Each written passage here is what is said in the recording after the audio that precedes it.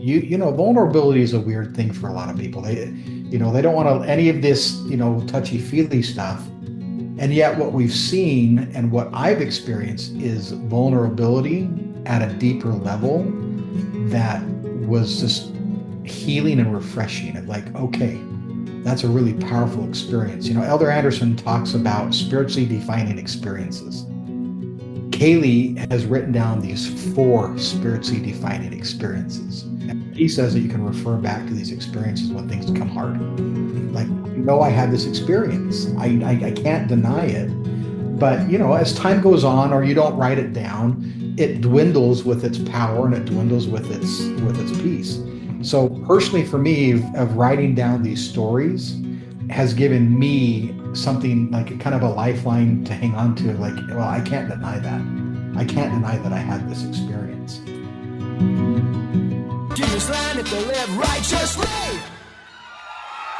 It is time for another episode of the Cultural Hall, and extra excited for this episode because it is fun when my personal life crosses paths with what I want to talk about on the Cultural Hall, which also allows me the opportunity to be able to reunite with old friends. Not that he's old, although that actually does apply. But being able to invite my friend Dan Call into the Cultural Hall. We're going to talk about Together by FamilySearch, and also maybe reminisce a little bit and talk about Dan. Get to know Dan a little bit. Welcome in, Dan. Hey, thank you. Thank you. Yeah, this is always kind of return a report, kind of hang out and say hi. So I'm excited. This will be good. What I liked about Dan is before we started recording, he said, "So are we going to talk through this?" And I said, "No, that's not how we do this. We'll just sort of chat and be able to do what we do in the time that we have." Now, Dan being a year older than I, and just to sort of set the stage as we talk to each other, Dan used to have a Subaru Brat, which, if people don't know, is sort of like if Subaru had an El Camino and then shrunk it a little bit. And Yeah. in the back of his Subaru Brat, he had, for all intents and purposes, like a suicide seat. It had a seatbelt, kind of, and almost like an amusement park ride. It had two handles so you could hold on. And I don't know if he did this intentionally or not, but multiple times I can remember thinking, he is trying to launch me from said back of his Subaru Brat. That is how long we go back, Yeah. which is scary to say out loud, but almost 30 years. Yeah. It's kind of wild that it feels like yesterday, honestly. And I will say it was street legal. They were Sure. street legal, and yes, I might have tried to launch people, but you had to give them the right ride, right? You had to give them a little bit of thrill. It had other purpose as well. It's nice when you have somebody that you're picking up who's had a little bit too rough of a night, and you just don't want, certain things in your car, and you just put them in the back and Sure. shake them up a little bit like a soda, and then get them home safely. So Really great for hitchhikers too, I'm sure. All sorts of random passengers. But since we've graduated, since from high school and then gone on, Dan now works for FamilySearch, and I reached out and I said, "Hey, this hit the news about 6 weeks ago or so. The Together by FamilySearch seems like a really cool kind of thing. I don't know how it is that you came to work for FamilySearch or in that space or anything like that. Take a second and tell me how you got from trying to launch me out of the back of your Subaru to being the product manager for this app." yeah, so you cannot follow my path at Family Search or even my career at any kind of semblance, right? Okay. It's been pretty wild. I think a lot of people who come work for the church, they have these stories of how did I end up here? And Sure. that was totally my experience. How did I end up here? I started on the marketing team, and that was kind of my background and events. And we were on the first team to start Roots Tech, the big tech, family history and tech conference. And nobody else had had keynote experience and events and trade shows. And all of a sudden, I find myself hired on at Family Search, and they dropped this big nugget that, hey, we're going to do this event called Roots Tech, and it's Jeez. right. It's totally my wheelhouse. And I'm like, okay, well, this is why I'm supposed to be here. And then about year one, we had about 2,600 people show up. Year five, we had about 20,000. Hmm. So, stress of events, events are pretty stressful and trying to get that way. And I just was looking for a change, and I moved over to the discovery team. And if you go to the Family Search library or online under activities, you'll see where I'm from and all about me and Hmm. famous relatives, and that was our team stuff. We launched the Family Search Library Discovery Center, and then a few years ago, the Family Search was doing a big push trying to understand how to engage more people and how the family history is an interesting space because if you look at your normal kind of any kind of a marketing function, 3% is what drives your business. Okay. 3% any kind of a typical market, right? Hmm. And the market that has driven Family Search is genealogists, researchers. They love the books, they love the hunt, they love all these pieces. Well, that leaves a lot of what I'd say normal church members and normal public just kind of like, it's not for me. Hmm. So what we did is we actually went out and did a really large study trying to figure out how to engage more people in a normal, natural way. And what came out of that is people want connection and identity through stories. Hmm. We crave identity and we crave connection at all ages. And that's really where we came to together. And we were approached as a team to kind of take this project on, and we took it. And it's been awesome to see. It's been awesome to see this new demographic, people who are getting excited about it. But it really comes down to identity, real connection with family, and it leads to this idea of your own story. And that's why we have together today. And you're talking about it, and some people may go, "Oh, I know exactly what he's talking about," and other people may be like, "Yeah, sure, identity and connection, you bet. What are we even talking about right now? What is this?" I don't know that I've seen a massive rollout. Certainly, there was that story that drew its attention to me, and I said, "Oh, I got to know more about this because it seems pretty cool. It seems like it's a broader or more mass appeal, so that it's not." My grandma sitting at the kitchen table with her what are those things called? The span chart things and being And like, absolutely, yep. yeah, right? Like this seems like Yeah. an accessible way where people can go, I may not want to go to the Family Search library and do this, but I can be a part of family history. So what is it exactly? Well, so everybody has a story, right? Everybody has experiences, but most people diminish the value of their story, right? So think about that grandparent that you love. Who's the Mhm. grandparent or the uncle? Who's the one that you thought walked on water? Sure. If you think about that person, when you become that grandparent, you never connect up that you are that to that grandchild. Okay. We don't naturally value our story because many of us are, just normal people. We didn't go out and find a big invention. We weren't, a social media influencer, or we weren't politics and the president.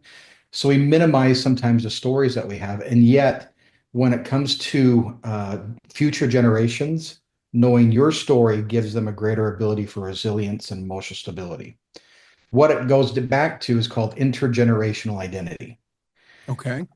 Back before 9/11 took place, they did a big massive study. Emory University did, and I can pass it on to you so you can send it on. They can look at it.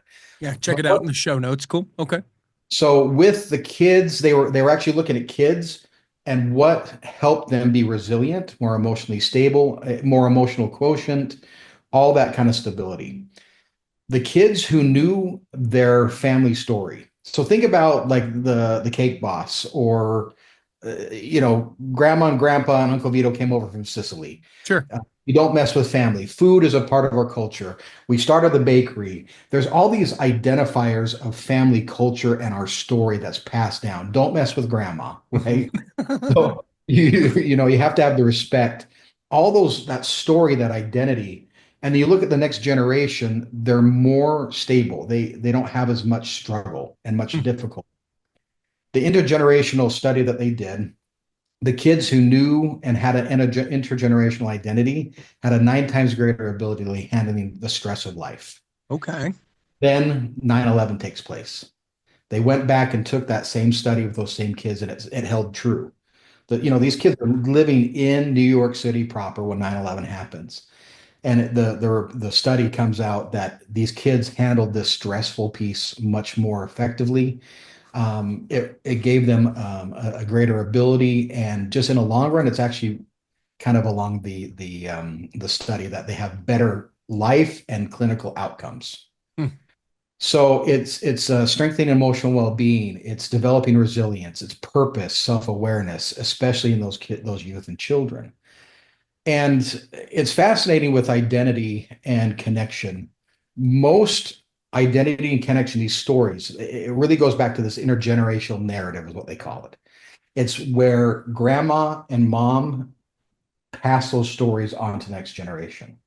The more that those stories are passed on, the better outcomes for those kids. They know who Mhm. they are stand on their own, they're just more effective. Usually those stories from mom and grandma are passed to family dinners, vacations, and holidays. Sure. It's why we feel so connected when we're able to go and do those things because we Right. take the time to actually have those conversations, or maybe we're putting our phone down, or we're all able to be in the same place. And it even spurs the memory of, oh, do you remember when you used to try and throw people from your Subaru? Oh, I had no idea. You know what I'm saying? Although that's an exaggerative and certainly funny kind of thing, it is a thing that people go, I didn't know that. Tell me more about what that was. Oh, I can't believe. Yes. And this is what I learned from it. And you get to have those opportunities. But the difference is that there's been a massive shift that's killed this dialogue. Think about the typical, if you were to do the typical family dinner these days, what does that look like? Well, it's overstressed whoever made the dinner, worrying about whatever it is. It's everyone at the table, if you are even able to get everyone at the table. And most are waiting for the off ramp to be able to get away from the table, or they have their phones out and they're, sort of participating, and they're, whatever, and then it ends up being not at all a connecting time. It's did everyone eat enough to be able to sustain till tomorrow? I guess that's the win, and we'll do this all again tomorrow. So what you're describing is what we've alluded to is that as a culture, Hmm. these narratives are not being shared. Hmm. Grandma's boring, grandpa's boring. These stories aren't being imparted because the phone's more entertaining. Hmm. But it started actually way longer. It started with the World War One, World War Two, Great Depression generation. They went through a lot, like Hmm. ton of stuff, and they kind of stopped talking about it because it was hard. It was rough. Then you fast forward to the 1950s, 60s. When you have the TV in front of you, it's like the Back to the Future, right? What are they doing? It's a Jackie Gleason show. They bring up the TV, and maybe they're sitting at the table, but maybe they're on the TV tray, right? Remember the TV tray days where you just Sure. eat, right? No dialogue there. And then we have the smartphone and pure entertainment here. The dialogue has shrunk, and you can see a correlation of mental health and struggle and identity and people craving any kind of connection they can possibly have in any medium possible to try to fill both of those pieces. And yet, going back to the study and the narrative, if they have those two things in place, if they know their story, they're connected to their family, it's increased resilience, better adjustment, personal strength, moral guidance. The identity through the generations are it's vital. It's so important, but there's been so many things to break down the passing of that information. Hmm. Last time that you went to Disneyland, what are the families doing in line?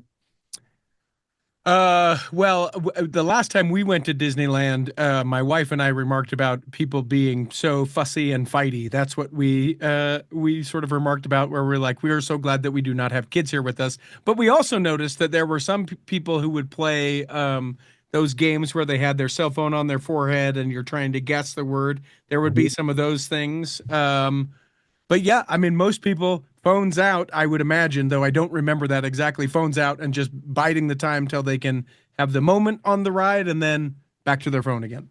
Yeah. And we are habitually chasing any kind of entertainment, the dopamine hit, all of those pieces. We're actively and aggressively chasing it, right? Hmm. And the problem with these, if kids and youth are not getting identity and connection, they're going to go with the family, Hmm. they're going to go somewhere else. Sure. And there's so many voices and there's so many opportunities for that. And yet, if they have that connection, if they have that identity, and it's the good and the bad too. Sure. They have to have the good and the bad because if we live kind of in a rosy world sometimes where it's everything's got to be up. It's like, no, this is not how that works. Sure. You need to know the skeletons in the closet of the family for you to say, okay, maybe we should avoid, alcohol, right? Maybe we should avoid these things because unfortunately in our family, the generations of past, things were ruined. So we have a genetic disposition for X, Y, Z, whatever it is, right? Hmm. And again, the good, the bad, and the ugly, it does foster that humility, empathy. Hmm. This is the interesting part with empathy. How narcissistic is our world increasing? So It's narcissistic. it's It's a getting narcissist. narcissist. Narcissist. And yet, with those stories and the empathy of hearing other people's challenges, but it's tied to you, those stories help formulate a much broader identity than just you. So it actually increases empathy and combats narcissism. So let me ask you this and just sort of bottom line it because I think we know what the problem is. I think we know that in the ways that it does that together by Family Search sort of bridges that gap or be able to do it, but we still haven't said what it is. Yeah, let's get to what it is. Together is the first experience that Family Search has created for the living family. We're trying to bring the living family story into Family Search. Okay. So you actually you sign into it, you actually create a family group, and that's what is this little safety bubble of who you're going to share with. When you go into the experience, you'll actually create there's Q&As, there's question and answers, there's games, there's activities. And the whole idea is to get the family in one place, sharing these little moments and these little tidbits of your life. So this is there's kind of something there for everybody in all different ages. Okay. So, grandma can go in and tell about her childhood and her best friends growing up. Uh, it's a birthday for somebody. You can go in and you can do a question and answer specifically of what you admire about that individual. Hmm. The idea with together is to get that family together, to try to get them to share these pearls of their lives as they're going. How many people wait until they're 65 and it's way past the point because they don't make it to 65 Hmm. and their story is gone, it's not imparted, or my mom, she passed away 15 years ago. Apparently I'm supposed to be the one to tell her story. That's a travesty because I'm not her. The idea is to be able to capture and tell your story as you go along in the day-to-day life and share that with your family. Another example that's funny about this is when we've done presentations with big groups of older people, Hmm. we've always asked them, what's your oldest grandchild's favorite dessert? I think there's been 5 people out of like hundreds that have been able to answer that question. Sure. Just because we're living and we're spending time and we're with each other, we don't know a lot of these little facts. But all of a sudden, when grandpa is the apple pie man and Hmm. he finds out grandson is the apple pie kid, they're apple pie buddies all of a sudden, Yeah. right? Yeah. So the idea is these activities, there's favorite activities, there's Q&As, and there's specifically little moments to be able to dissect, but also be able to, for family members to digest these stories and add them to their own identity and story. If you look at the interconnectedness of family history, we've always known there's strong promises. We've known there's massive protection, there's power, there's all these beautiful things, but it's the stories that really connect us through all of this. Hmm. So trying to get our family members to tell those stories in a fun and engaging way where they already are, right? We're not going to get our kids off phones. We're Sure. not. We're not going to get ourselves off phones. It's not going to happen. But having a little bit of goodness here of the pearls of your life to be able to go through and answer. As well, a lot of people they don't pride themselves on being storytellers. I mean, you're a storyteller, I Sure. am too, right? We're theater people. That's just what we do. With that in particular, a lot of people feel like, where do I even start? What do I even do? So we actually have Q&A questions to be able to help you formulate a quick story. So, for example, with your heroes, right? Who is your hero? Hmm. Why, why did you look up to them? Was there a specific experience that you had that really resonates with you is like, what would you hope for future generations? That is a very different conversation than writing a 350-page book, Sure. which I'm not saying that's bad at all. No. But the scenario is trying to get the next generation to digest some of these little pieces. It's going to take a different time and a different period of life for them to be able to want to go read a 350-page biography, right? Mhm. Biography. It's just going to take some time. But there's all these moments, these experiences that we are living day to day and month to month that are hard. I mean, this last we kind of delayed our little thing here because my Mhm. father passed away.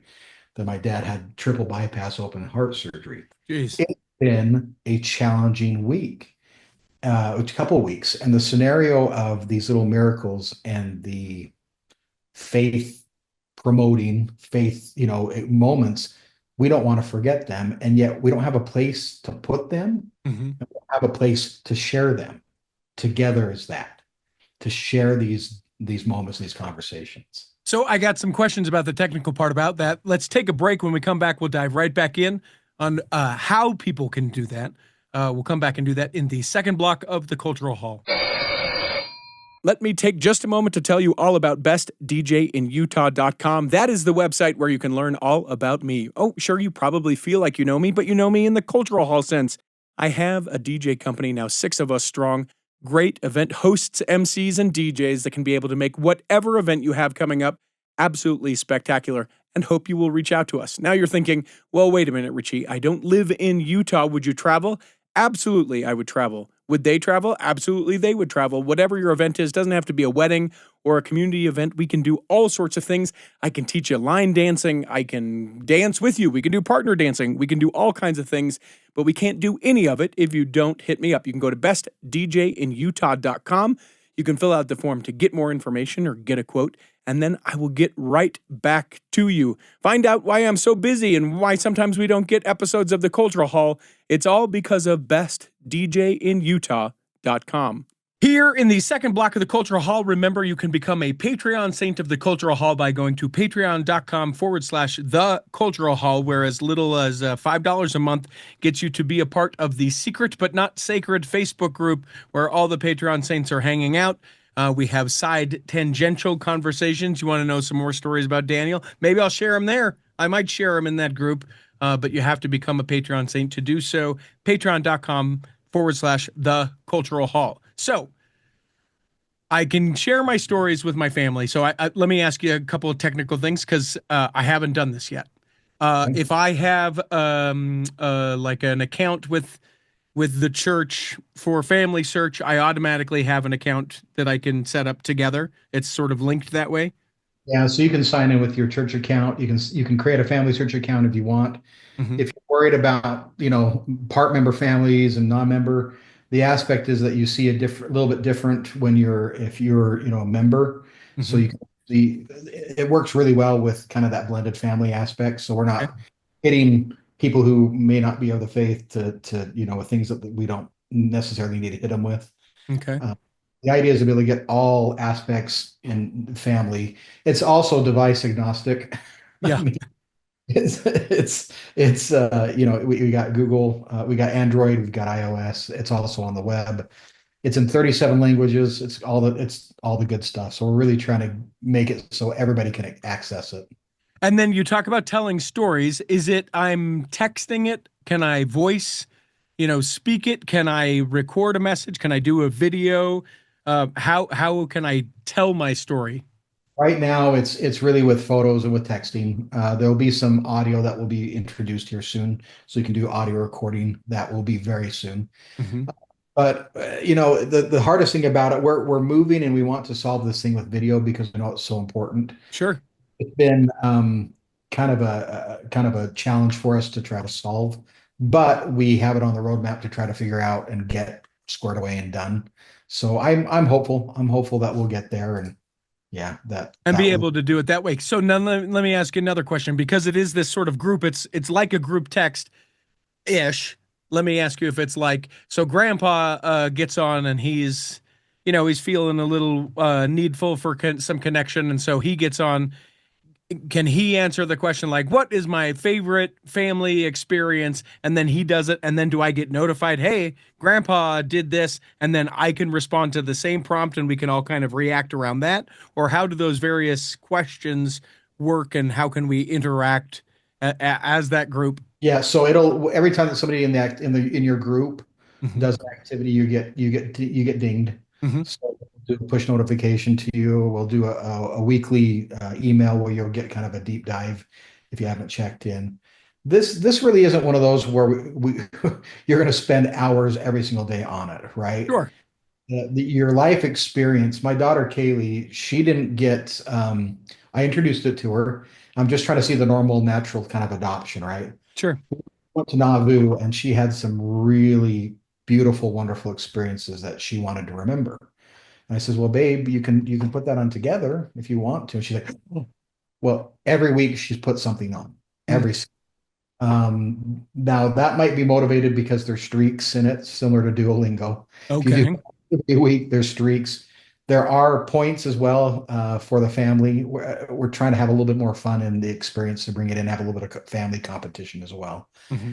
But she's been, every single week she's been doing some kind of an activity and some kind of a piece. So yes, the idea is all ages, like from 8 to 99 in that family group, whoever that you bring in, you at the end of each of these Q&As or experiences or activities, you can share it with specific family groups. Mm. You can create it up to 10 family groups. A lot of times we'll see mom, dad, and the kids, Hmm. and then we'll see grandma, grandpa, all the aunts, uncles, cousins as a family. And as you have experiences, you have moments, maybe you have a Christmas vacation or a Christmas party together. Somebody goes, puts on and starts putting some photos and some stories, and then they add to it and they put their own experience. It's just this idea to be able to share these, precious memories. Now, So if I'm a single individual, I'm not married, I have what I call my family, which is just maybe some people from my singles ward or like just people who are not blood related but are family. Can I create like a family group that way and we can be able to share that? Or do you have to have some sort of interconnectivity via your genealogy to make them be available to be your family? great question. Right now, the way that we do it is that you're actually adopting a family tree, so you can actually do temple work together if you're church members. Okay. Also, that you're using the family tree to be able to kind of organize and see where everybody's at in it. That does not mean that you can't go on and create and put any kind of a tribe together that you want. Hmm. Just takes kind of that element of working together as a family. Because one of the tabs is temple. Hmm. If you're under the age of 11, it shows a temple countdown of when you can go get your temple recommend. Cool. Inviting them to go, 11-year-olds to get excited, to go do that. There's ordinances ready right there as well. There's preparing for the temple. There's your temple work. There's prayer roll. There's all, if you've done some family history work or shared it in the family, it shows the people that you could do work for. And also memories, right? Sometimes a lot of times the first time that you go to temple is really, really special, especially for somebody who's joined the church. Sure. Usually this is like grandma and grandpa and somebody really significant, and it's a beautiful, powerful experience. We're given a space for them to be able to remember that. So yes, you can create any kind of tribe that you want, Hmm. but it really is based in the idea, and that goes to that connection. We have so many, I don't know, disconnected connections. It's acquaintances, it's from a distance. The idea is to try to get the family to have that dialogue to strengthen the family and increase that across the board, focusing on the temple for church members. But what's interesting, we went out and did a whole bunch of testing for just general public. Hmm. For public, 89% of the people were like, I need this for my family. I want this for my kids because there's such a need. They want this connection. They feel disconnected from their families. Maybe there's rifts, maybe there's difficulties. So, if you have family issues or you're single or other things, you can make a family group with the only uncle and the only cousin that you get along with, right? It Hmm. can just be that little group. You have direct control on whoever sees your stuff. Otherwise, it remains private. And that's how we're keeping the 8-year-old safe as well, right? Sure. Go in and there's these experiences they have. Their mom and dad are curating the kids, like there's the firsts, right? Their first walk, their first tooth. their birth story, right? Something, their a meaning of their name. There's all these pieces to try to add to, again, that identity. Not an 8-year-old typically isn't going to be able to go in and put in on their firsts, right? It's just what they're going to have in that moment. Sure. Just space and place to be able to have those stories, if that makes sense. But you can create whatever tribe you want.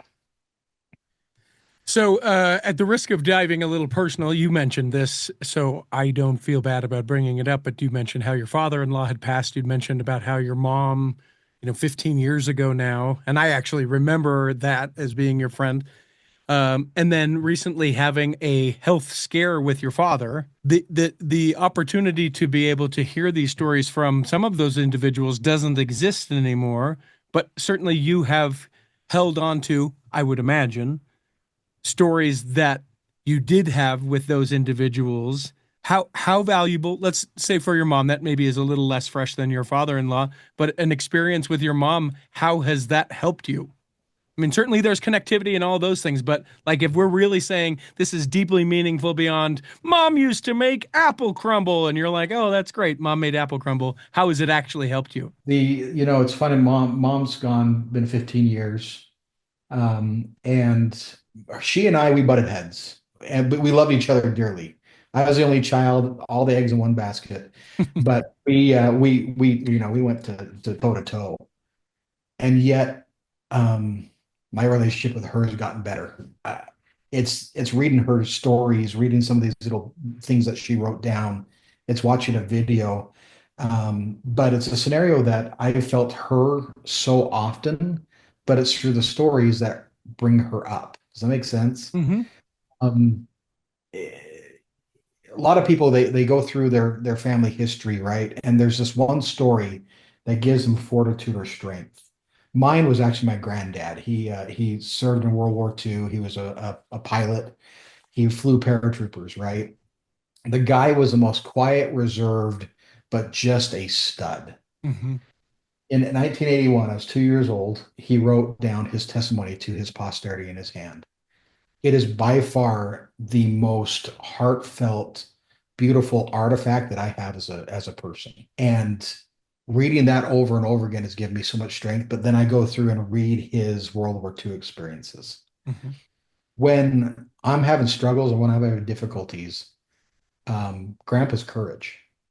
Grandpa represents courage. When I need more courage, there's something that always brings it up of Granddad. And I think it'll be fascinating. I don't think we understand as church members the doctrine of ministering of angels. Okay. It's hold the keys to the ministering of angels. What do keys do? They open things, like, right? The further light knowledge, there's different pieces there. With ministering angels, Elder Holland does a great talk about ministering of angels and pretty much lays out that because of agency, they can't just interject. We have to ask for help. Mm-hmm. We have to pray to God is like, help us, help me and assist. But I'm guaranteeing my mom, who would have been the most fearful of me reuniting with my birth family through DNA, this we were just kind of talking about that before, that she's the one who handedly led me to my birth family. Hmm.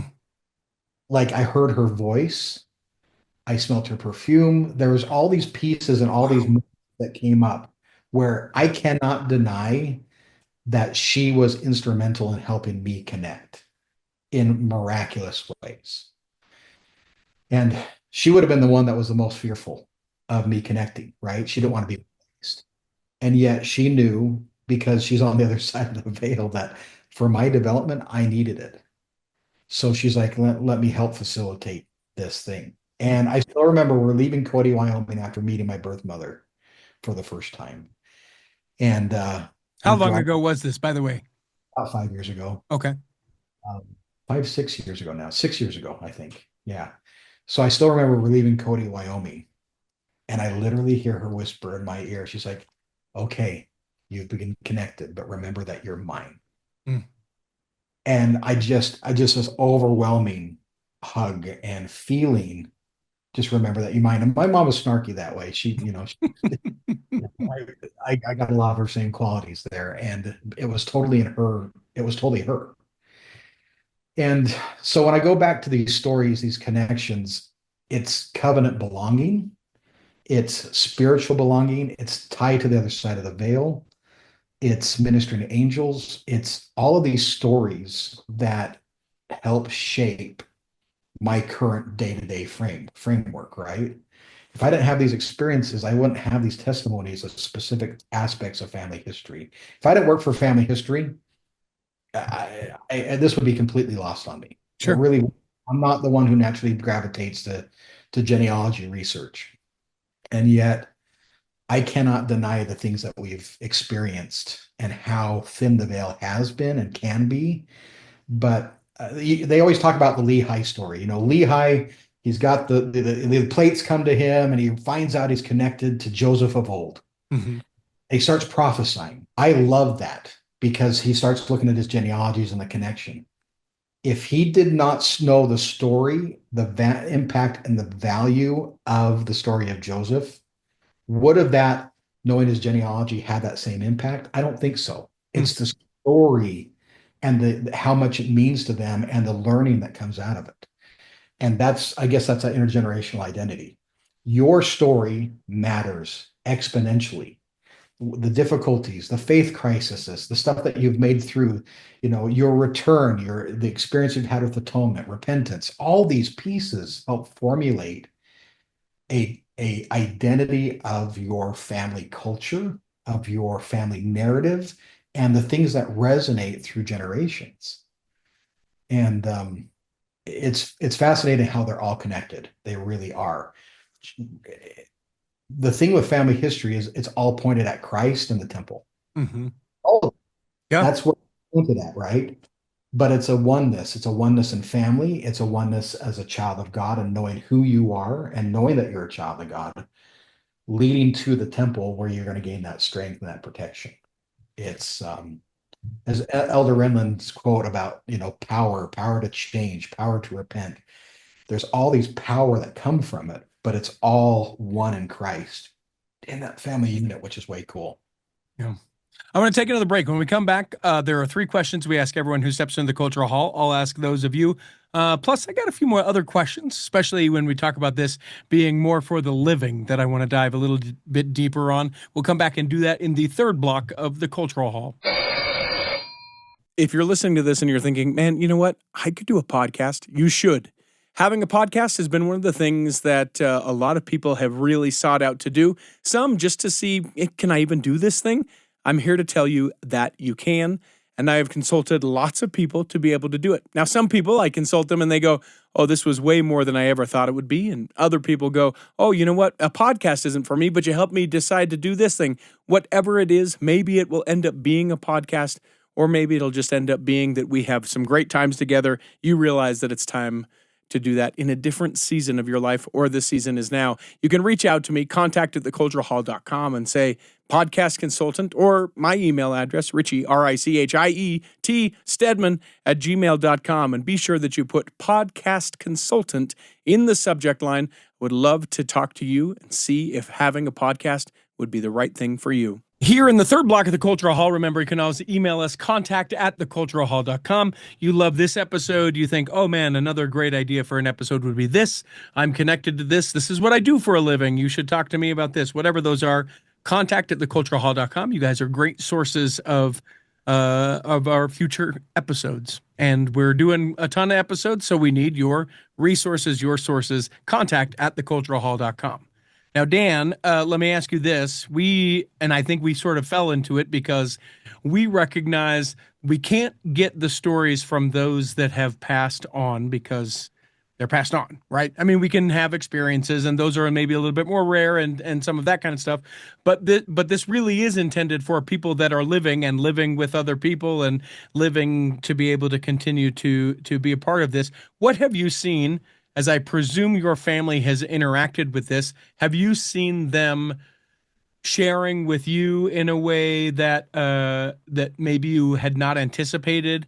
Obviously, in the beneficial side of all of that, or surprised that they would share something with you, or to the point that you made at the very beginning, like finding strength in, like, this is what it means to be a call, or this is what it means to be of my father's lineage. Have you seen some of those things actually walked out in their experience or your experience?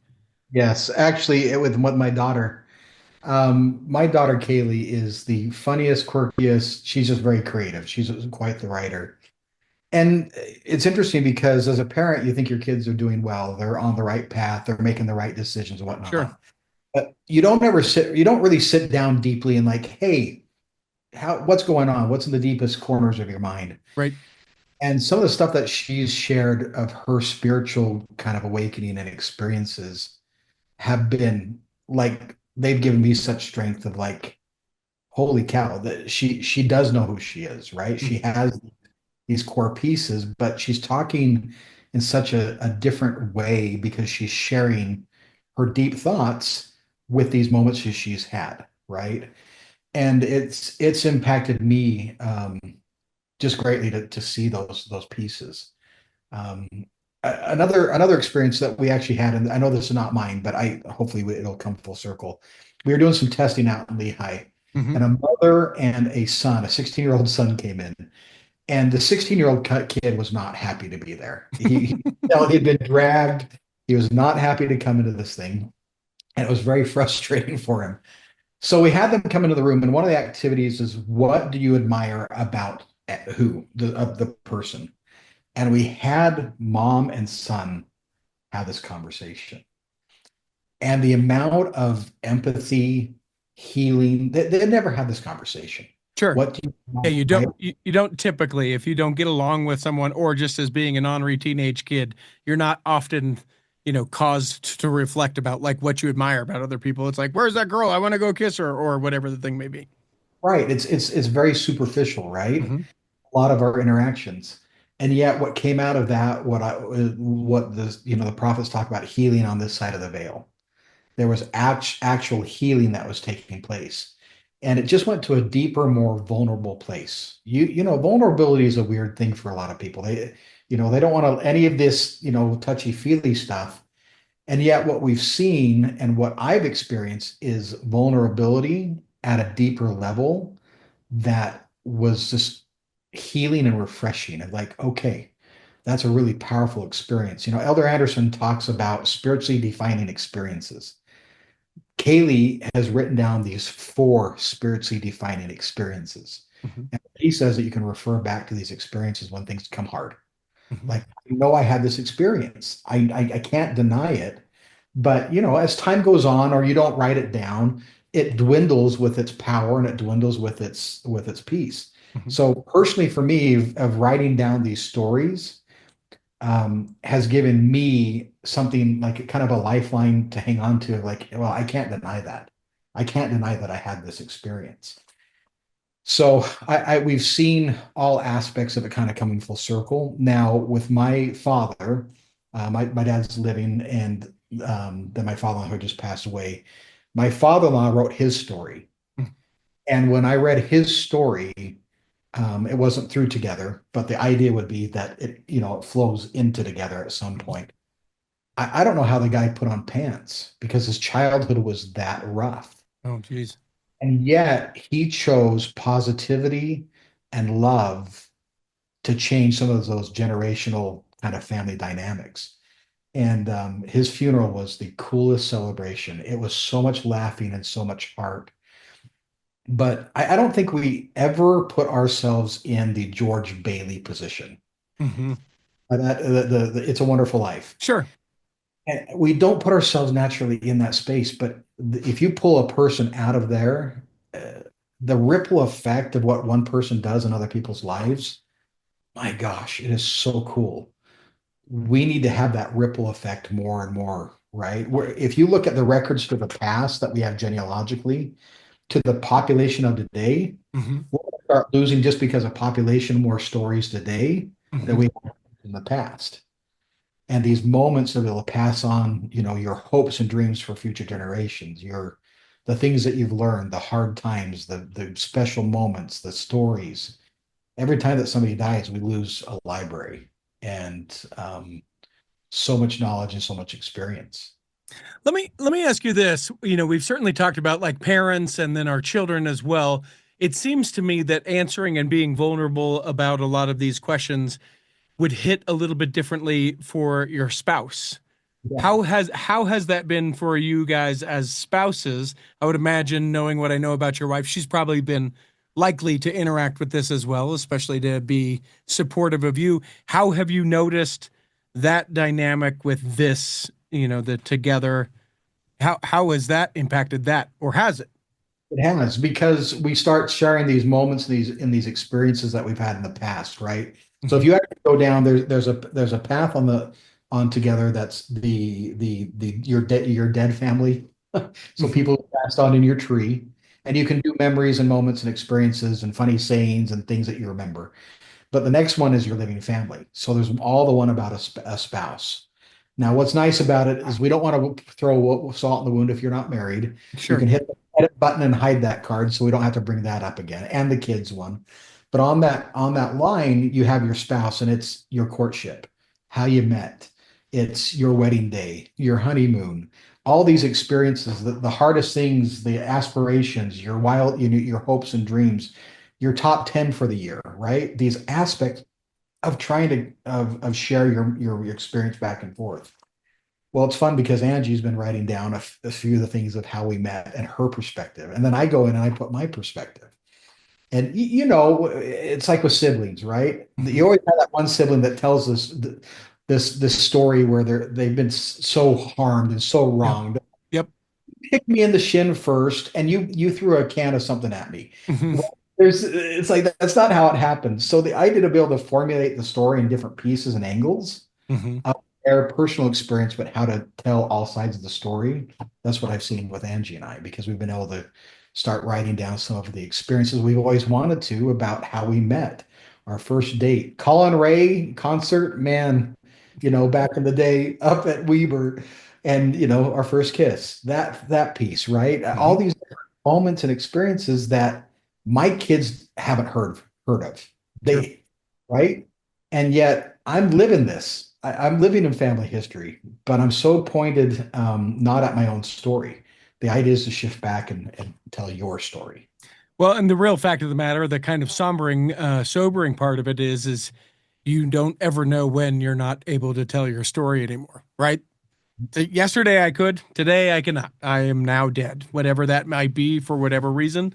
I mean, it can be as such, and so being able to take the opportunity to do it and do it in a I'm not writing the narrative of Richard Stedman, that is so encumbering, and so I don't have time for that. But can I answer a prompt? What was your first kiss with your wife like? Well, sure, you bet.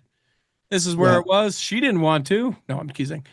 She was all right with it. It My was question is, was there any teeth involved with, did you pull well, you the know, teeth by the time I met my wife, my teeth didn't come out anymore, which for people who don't know oh, that story, sad we don't have enough time for it to be able to share, but I used to be able to have teeth that came out. But yeah, you know what I'm saying? Things like that, like the fact that I could take my teeth out. There are people that have known me for 10 years that didn't know that I could take my teeth out.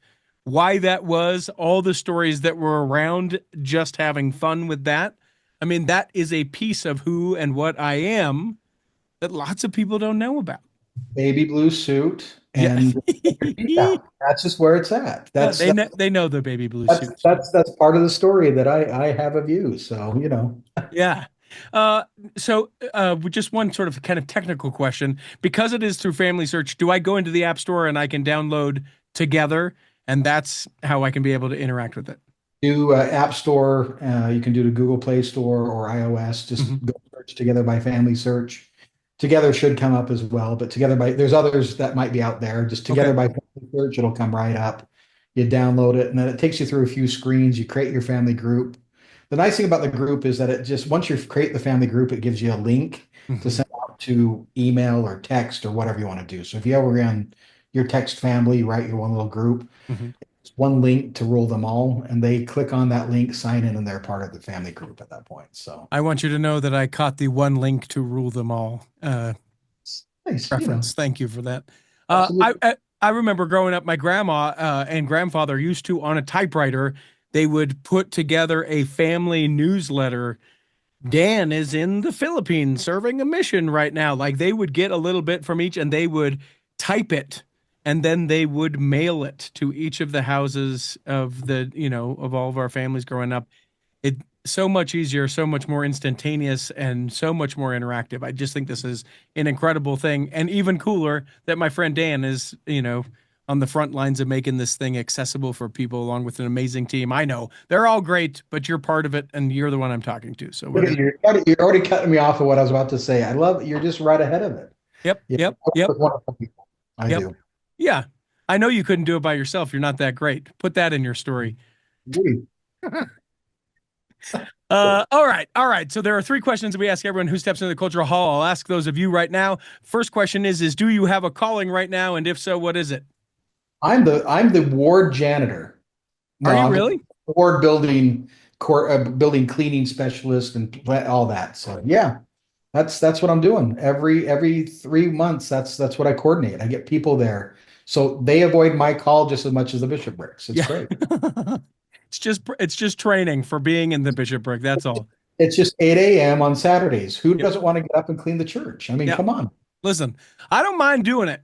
If I can wear my headphones, which I do, and I get the same route every time, if I'm available, I do it for days. I'm the west hallway with the Oh, vacuum that actually has an empty bag so that it can suck stuff up and I can put my headphones in and listen to something. 100%. I'll do that week over week. It just doesn't work that way. Uh, yeah, it's a 50-50 that vacuum's going to work. You know that. yes, yes. Or that we have bags to replace the bags, whatever. Question Exactly. number two. If you could pick a calling for yourself, either one that exists or make one up, what would you pick? You're going to think I'm nuts, but I No? love the gospel doctrine. I love going deep on subjects and conversation and following the spirit. And I don't know. I love that calling. I just can't get enough of it. The follow up question to that then is which year of gospel doctrine would you teach? Oh, Book of Mormon all the way. Okay. Okay. I love that. Although the last time I did a year of the Old Testament, which was way cooler than I thought it was going to be, which was pretty cool. So, Okay. The final question, we ask you to interpret it however you may, but this is what the question is. What is your favorite part of your faith? oh wow, man. I think when it comes to ebbs right now in mine, Sure. it's temple, but it's how receiving further light knowledge. It's how to approach God and to find out those answers and those questions, asking the right question, right? Getting the right answer and being led to it. I think that right now I'm kind of in that mode. But I like the what I classify as the angelic help. My family and I have had some really powerful experiences with ministry of angels last little while. Yeah. And it has been sweet. It's been needed. We've had a lot going on. And I've definitely felt a lot of help. So I think right now in my chapter of the life, it's further light knowledge, approaching God and getting those answers. So I will take it. Well, Dan, encourage everyone to go and get Together by FamilySearch in your various application stores or get it online. And when you're interacting with it, starting your family groups, you can think of this conversation. If you love this conversation, go ahead and leave a review for the show, whether that's on Spotify or you're doing it in Apple. We'd love it. That helps people see that this is a great resource for them. Dan, I hope that this episode has nourished and strengthened your body, that if you're not healthy enough to listen this week, that you'll be healthy enough to listen next week. And then when the time comes, you'll be able to travel home in safety. In the meantime, Chris at Alpine Lakes Travel, Debbie Wanless, Chocolate Cake Bites Podcast, and the Tiger, with a U, will be saving a seat for you on the back row of the Cultural Hall. Save me a seat, it's sure to be neat on the back row. We really gotta go on the Culture Hall show.